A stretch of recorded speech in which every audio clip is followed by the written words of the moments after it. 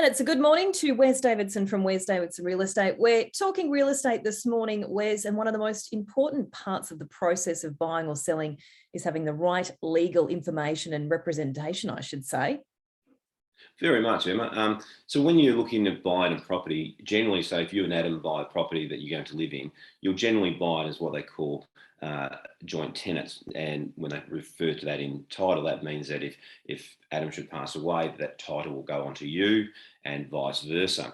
But if you're buying a property with, say, your best mate for investment property, you're not going to want to have joint tenants because that's obviously going to be very complicated. You want to buy as tenants in common in a number of specified shares. It could be 50-50, it could be 70-30, whatever the case may be. So when you're buying an investment property, as opposed to a property for yourself, you need to live in, you need to look at what structure you may use. You may also look at using family trusts, discretionary family trusts, where money can be distributed throughout the family according to profit and loss, which is a very common vehicle for a lot of people. Some people use companies.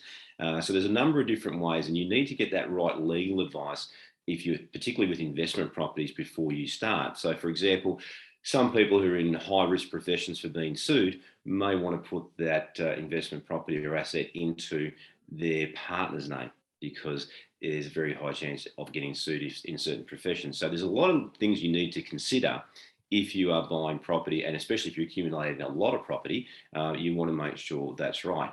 The other thing I think you need to look at as well is who you choose for your conveyancing. I've had a recent example where somebody chose an online conveyancing service, and they were atrocious.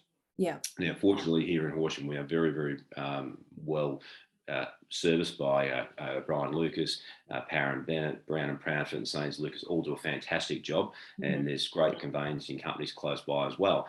But when you get this person suffered unneedless stress, certainly suffered unneedless costs because the person on the other end was incompetent. So I think you need to be very careful.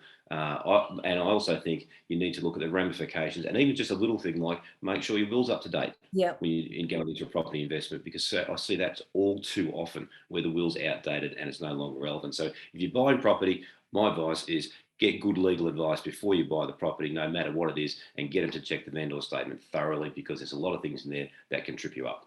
Certainly is, Wes. And you guys have got plenty of open homes this weekend too. So a quick reminder to head to the website wdre.com.au or 5382 0000. Wes, have a great weekend. You too, Emma. All the best.